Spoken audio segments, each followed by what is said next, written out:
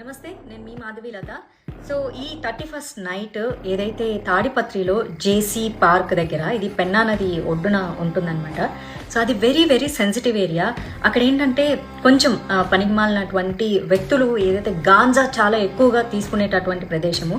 అక్కడ ఈ మహిళల కోసం న్యూ ఇయర్ నైట్, సో దయచేసి నేను మహిళలందరికీ రిక్వెస్ట్ చేస్తున్నాను, మీరు రాత్రి 1 గంట వరకు అక్కడ మీరు న్యూ ఇయర్ సంబరాలు చేసుకొని తిరిగి మీరు మళ్ళీ ఇంటికి వెళ్ళే ప్రక్రియలో మీరు వాడేటటువంటి ట్రాన్స్పోర్ట్ 2 వీలర్ అవ్వచ్చు, ఆటో అవ్వచ్చు, కార్ అవ్వచ్చు, లేక ఏదైనా అవ్వచ్చు, దారి మధ్య మార్గంలో ఏమన్నా జరిగితే ఎవరు మీ సెక్యూరిటీకి రక్షణ కల్పిస్తారు?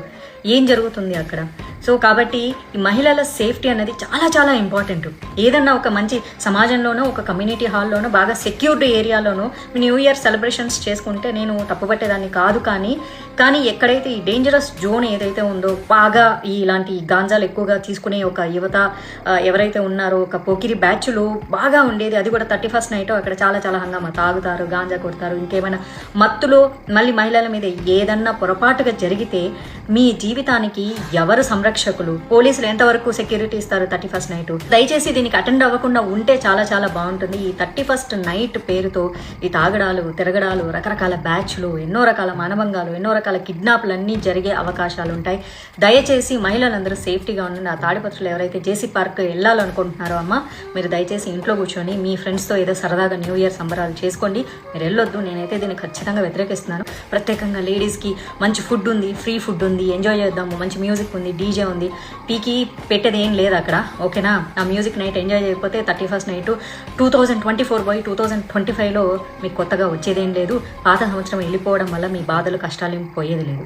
మీరు ఏదైనా చేసుకోవాలంటే సరదాగా మీ ఫ్రెండ్స్ ఇళ్లలోనో, మీ ఇళ్లలోనో, మీ కమ్యూనిటీలోనో సేఫ్గా ఉండేటట్టు చేసుకోండి. దయచేసి ఆ పెన్నా నది ఒడ్డున మీ సంరక్షణకు ఎవరు బాధ్యులు కారు. సో నేను ఖచ్చితంగా దీన్ని కండెమ్ చేస్తాను. Ladies, be safe. మంచి అమ్మాయినైనా పెట్టకూడదా? దానికే పేరు లేదు. అదే మా ఊర్లో ఒక 2 నెలలు సినిమా షూటింగ్ చేసినారు. నన్ను పర్మిషన్ అడిగినారు. గాయత్రిది మా లెక్చరర్ ఇల్లు చూసినారు, మా సూర్యమణి ఇండ్లు వాడినారు. మంచిదన్న పెట్టండి. ఆడవాళ్ళకి ఎంత జిగుత్సాకరంగా ఉందంటే, మీరు పెట్టిన ఆ లేడీ చూసినారు కదా, ఉత్తబిత్తల రోజా పువ్వులు వేసుకుంది, ఫోటో పెట్టినారు కదా మా వాళ్ళు కూడా. అంటే మీరు ఎంత అవమానిస్తున్నారు ఒక లేడీని ఎంత అవమానిస్తున్నారు? సిగ్గుందా మీకు? సిగ్గుందా? ఇంకొక ఆయన వచ్చిండు, తెలుగుదేశం ఉండే, మళ్ళీ ఇట్టపోయి ఆడో ఉంది. వీళ్ళు బతుకు తెరువు కోసం ఏదో పడతారు, పాట పడతారు పాపం. అలాంటి దాంతో మా ఊరు మహిళలని మీరు చెప్పిస్తారా?